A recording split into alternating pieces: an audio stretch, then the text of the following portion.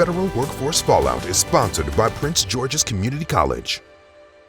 You're watching Federal Workforce Fallout, where each week we break down the impacts to our neighbors in the federal workforce. I'm Larry Miller. This show is dedicated to the reduction of the federal workforce and the impact that it's having on workers, their families, and our local and national economy. During this show, we're providing context, fact-checking claims, and getting you advice from career experts. So let's talk about one of the biggest stories that we're tracking right now. New reports of long lines at several American airports. TSA agents working again without compensation, losing patience really quickly. CBS's Tim McNichols has a look at the major problems looming as spring break approaches. Security starts here. From Austin, Texas to Philadelphia, New York City to New Orleans, travelers are running into long security lines and travel headaches. I might miss the flight and I have a connection to my hometown in Wisconsin. Federal data shows more than 300 TSA employees have resigned during the partial shutdown. Unscheduled absences have doubled. The TSA says it's adjusting operations to deal with staffing challenges. They're working other jobs, they're donating plasma, they're going to food banks when they get off work. Johnny Jones is a TSA officer at Dallas-Fort Worth International Airport and the secretary-treasurer of the union representing 45,000 TSA officers nationwide. A lot of people, sometime in the middle of next week, they're going to run out of money. They don't have no way of getting to work. They won't have a car with gas to drive to work in. Democrats have refused to approve the Department of Homeland Security's budget unless GOP lawmakers and the White House agree to changes to ICE, including requirements for agents to wear IDs and remove their masks. Yesterday, DHS began playing this video in airports, blaming, quote, the ongoing Democrat shutdown of the TSA for longer than average wait times. One thing that's pretty consistent that I've heard from the workforce, they are tired of being political pawns in the middle of a tug of war between the political parties that we have running our government. Jones says even though officers feel demoralized, they are still committed to protecting the flying public. Now keep in mind, if you miss your flight due to TSA delays, you're not eligible for a refund. That's considered outside the airline's control. Tim McNichols, CBS News, Newark, New Jersey. We are getting a closer look at consumer spending data here in the region. Between cuts to the federal workforce, grants and programs, how has that impacted consumer spending and potentially what issues now lie ahead? The DMV Monitor, published by the Brookings Institute, is giving us some insight. I spoke with Brookings Metro Research Associate and Applied Research Manager Glencora Haskins to get some insight on all of this. You know, we have sort of a lot of headlines as relates specifically to the national workforce. And there was a lot of concern, too, about the impact that the reductions of force that we saw in the federal government was going to have on the region specifically. And some data certainly gave us an indication of that. But it looks like, according to recent data that we've received from the DMV Monitor, that things potentially maybe are a bit worse than what we initially thought. Yes, it's been really difficult up until now to get a comprehensive forecast of what the long-term impacts of federal downsizing were going to be on the DMV's labor force, right?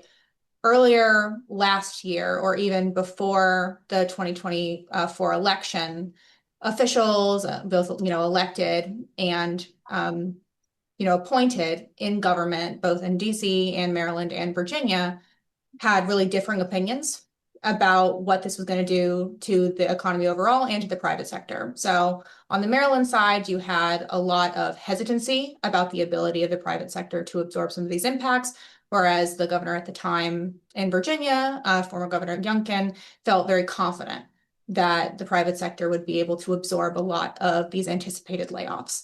So with those kind of conflicting perspectives and such delay on federal data, it's been difficult to understand as these federal layoffs have unrolled over the last couple of months, whether those individuals were finding new jobs, whether private firms in the DMV were going to be able to create new jobs to absorb those workers, or whether unemployment would rise and skilled workers would be forced to either look elsewhere or retain extended periods of joblessness.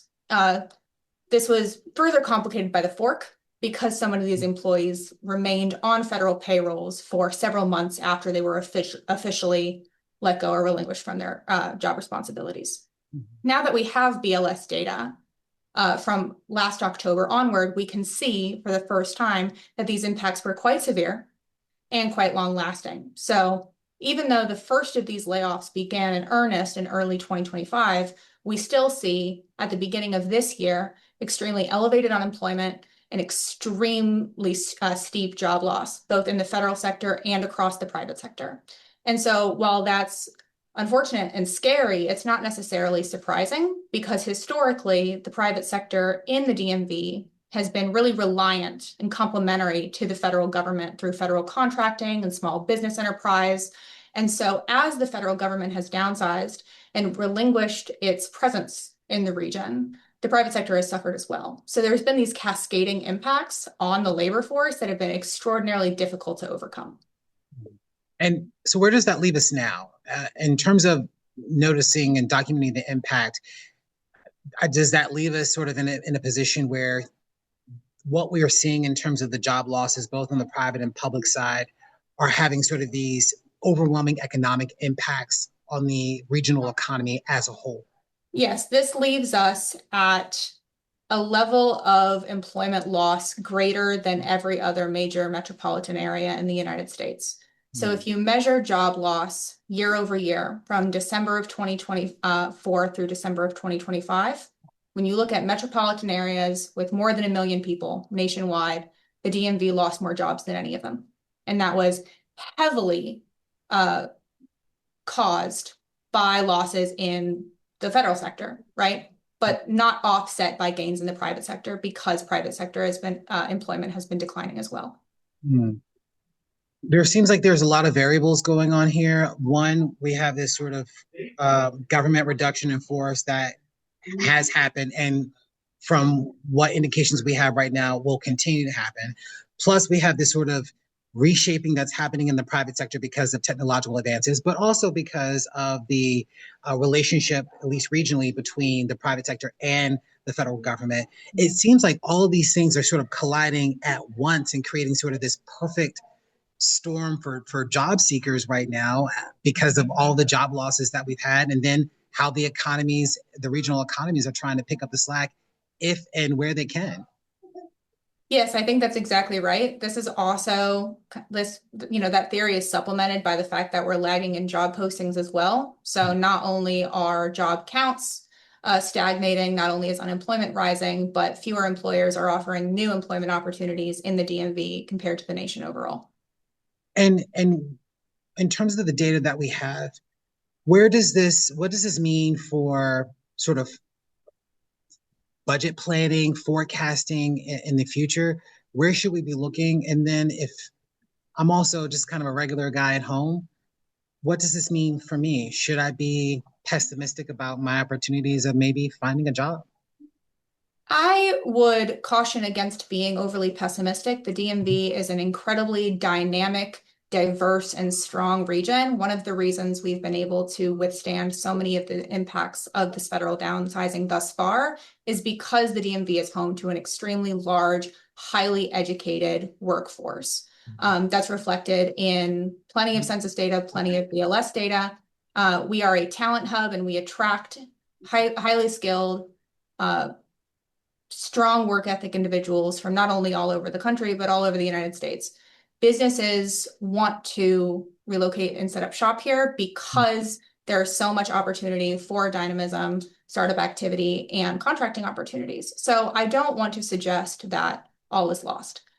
I do want to convey or emphasize that it's very important now for local officials in DC, Maryland, and Virginia to start strategizing for how they are going to backfill some of these losses from the federal government, right? We're never going to be able to replace all of these jobs with one-to-one matches, and we're never going to be able to backfill all of the losses of federal contracting dollars. But we can coordinate to invest smartly in job creation and talent attraction to enable employees that have lost their jobs to better match to opportunities in the DMV so they don't feel as though they have to relocate elsewhere for work.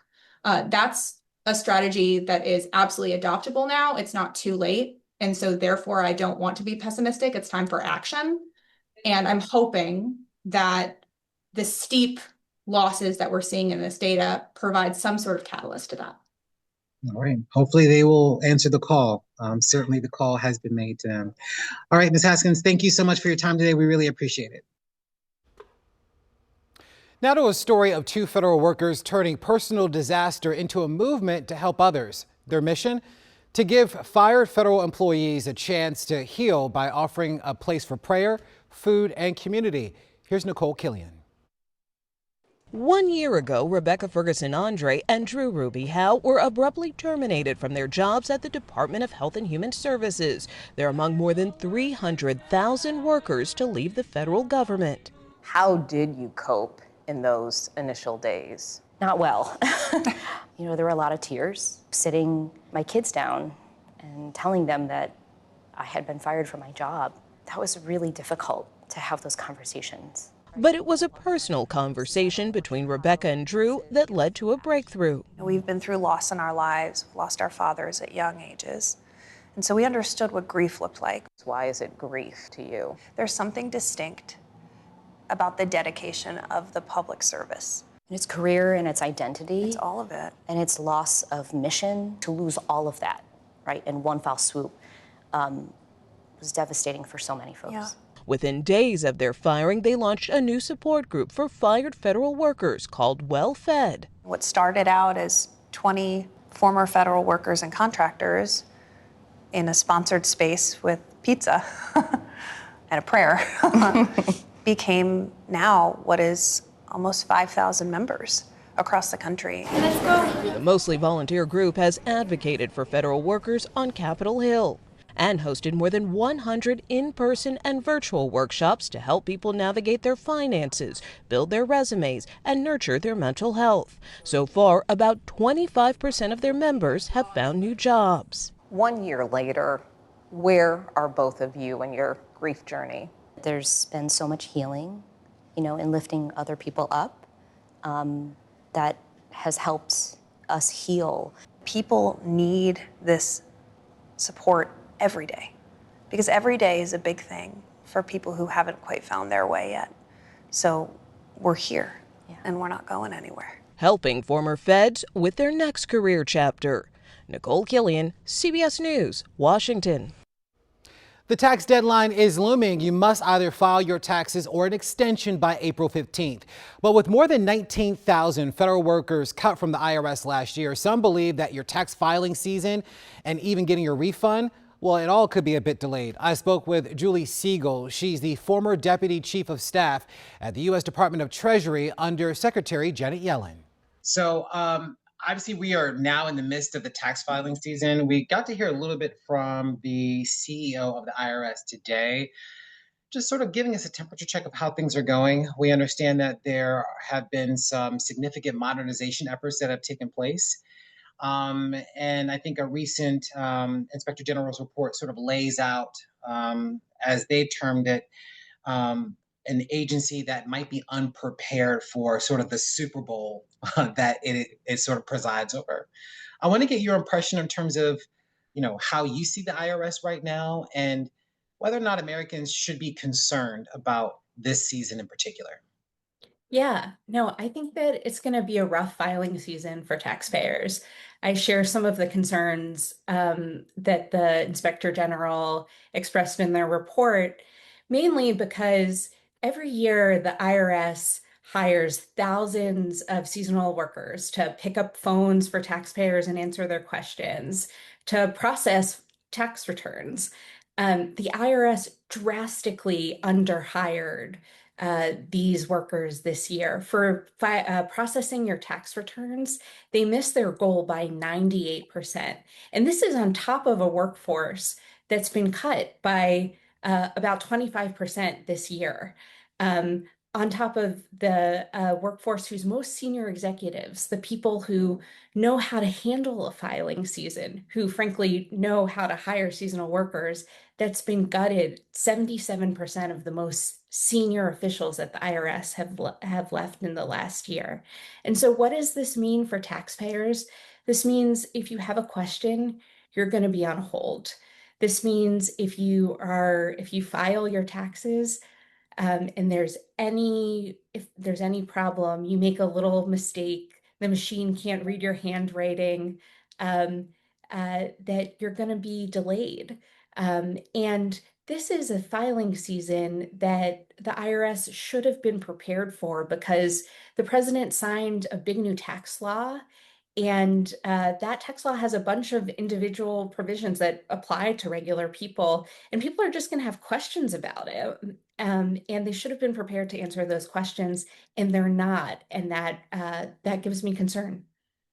We heard from the CEO of the IRS who said that technological upgrades that they've made within the agency should be able to counter any issues that folks would experience. And so while the report lays out, the potential for delays and other issues that could arise as a result of their lack of preparedness, as has been at least defined by the Inspector General's office, that the technology that they do have now should allow them to function efficiently and move things along. From your time at Treasury, can you kind of walk us through sort of the importance of the IRS? We think about the income of the United States government. That doesn't happen if they aren't collecting taxes from the people that call the United States home. Yeah. Well, I think it's a wonderful question. And I think that the IRS is important for many reasons. First of all, it funds almost all of what the federal government does.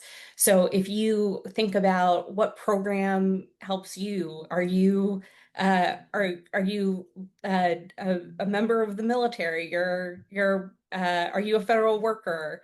Your salary is paid by the federal government. Do you go to a public school? Does your kid go to a public school? Your public school system gets grants from the federal government, whatever it is. Do you take medication? Probably that medication benefited from some federal scientific funding somewhere down the line. The IRS collects almost all of the revenue of the federal government. So that's one mechanism where it's really helpful. It also, many families, the biggest payment they get a year is their tax refund.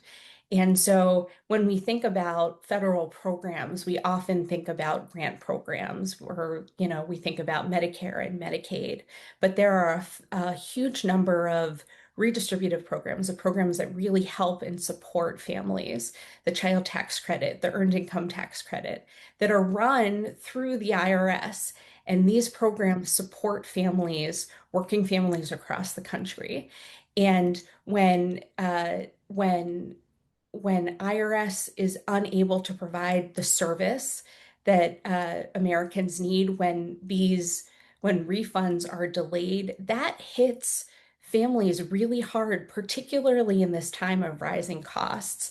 And, I worked on technology at the IRS when I was at the Treasury Department. I helped lead an initiative that built a program called Direct File, which was free, excellent tax filing software that was built by civil servants at the IRS. It existed for 2 years. The Trump administration canceled it.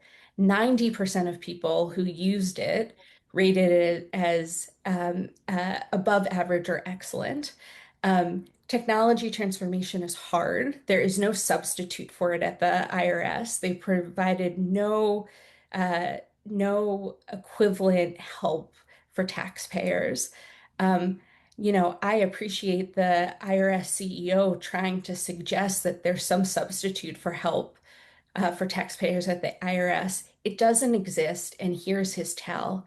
In his testimony to the House Ways and Means Committee, right there at the top, he told members of Congress that he was going to change the way he reported whether he was providing good customer service to members of Congress. When you change the metric in the middle of the game, that means that something is going wrong.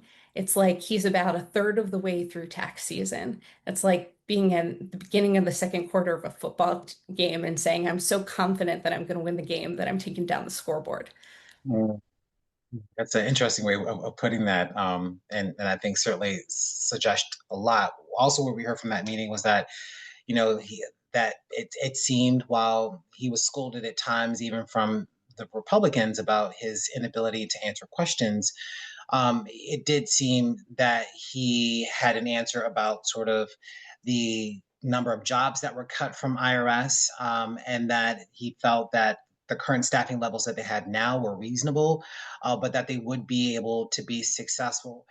Uh, I want to kind of get your just take on IRS overall. It's not one of those agencies that tends to be sort of highly politicized when we think about sort of the nature of politics. Probably within the last maybe I would say this last election cycle, we've sort of talked about IRS in ways that we haven't really talked about before. The Biden administration was clear that they wanted to bring on have a greater enforcement arm, which saw a large scale hiring within IRS during the Biden years. But now with President Trump in office and his administration, that they've been clear to sort of the reshaping of IRS needed to look different because it was predatory in the way in which they sort of sold it to voters during the campaign trail. Was it surprising for you to see IRS sort of cast in this sort of light? Yes, absolutely. The thing about the IRS is that when you look at where the sort of numbers of staff are, like where they exist in the agency, they're out all over America. This isn't like a DMV based agency. Not that there's anything wrong with DMV based federal employees, but these are folks working all over the United States. Many of them are in customer focused roles. So these are people who are helping small businesses file their taxes. They're answering taxpayer questions. They're processing returns. They're helping people resolve identity theft questions. And they're making sure that just like you and I pay taxes, high net worth individuals pay taxes, and people who have money for accountants to, incorporate shell corporation after shell corporation after shell corporation, follow the same rules as you and I do. And so, I think that it is very much an administration, an operational organization that's just trying to make sure that everybody understands the rules and everybody follows the same rules. And politicizing it is really does a disservice to everybody. I'll say that in my work with the IRS, it is a very apolitical organization. It's almost allergic to politics, and I found everybody very professional and very committed to the mission. You worked on Direct File, which was fairly popular, but also got a lot of backlash from those that are on the sort of tax processing side that were able to successfully lobby members of the Trump administration, even members of Congress, to sort of get rid of Direct File. Was that disappointing for you to see that happen? I think it was disappointing for me, mostly because I never got to use it as a taxpayer. It was an example of government that really worked. It was a tool that was built in partnership with the taxpayers that it served. Every single week, as it was being built, it went through user testing, just like any private sector technology tool would.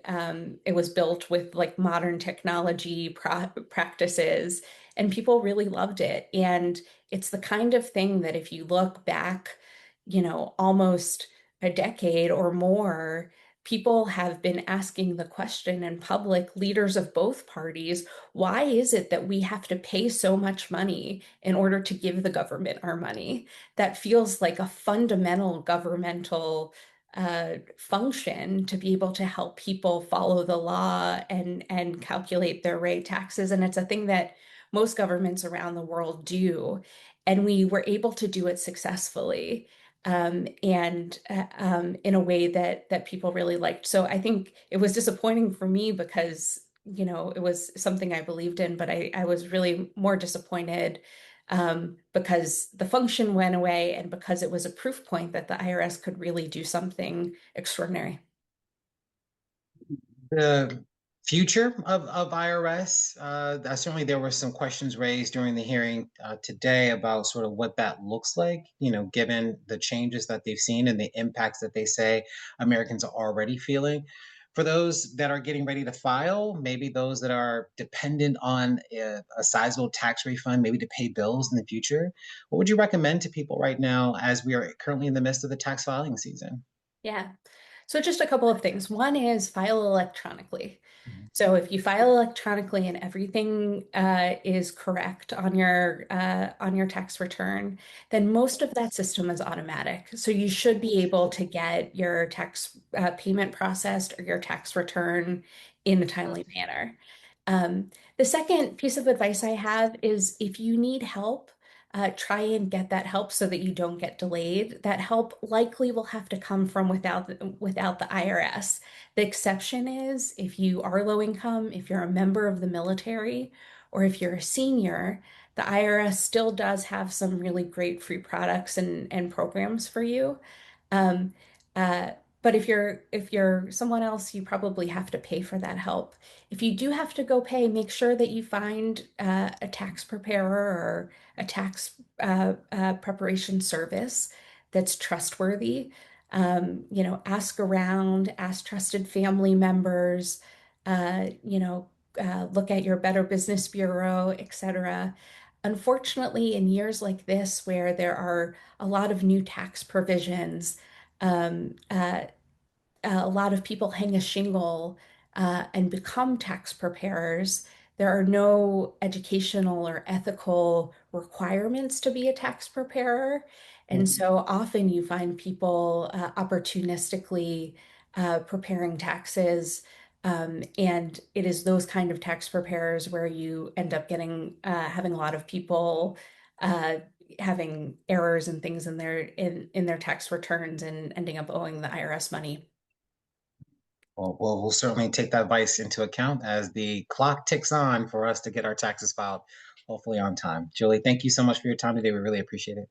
Thanks so much. You can count on WUSA 9 to stay on top of the reductions to the federal workforce, those affected, and what it means for our communities. In the meantime, scan the QR code on your screen. It will take you to a special section of WUSA9.com dedicated to our coverage of this story. And of course, we'll keep you updated right here on federal workforce fallout. We appreciate you being here. Take care, and we'll see you again soon. You've learned a lot in life, on the job, in the military, raising a family. At Prince George's Community College, that experience can count as college credit. You could earn up to 15 college credits towards your degree just for what you already know. Eligible Prince George's County grads can even attend tuition-free with the Promise Scholarship. So, what's your game plan? Turn your journey into a degree at Prince George's Community College.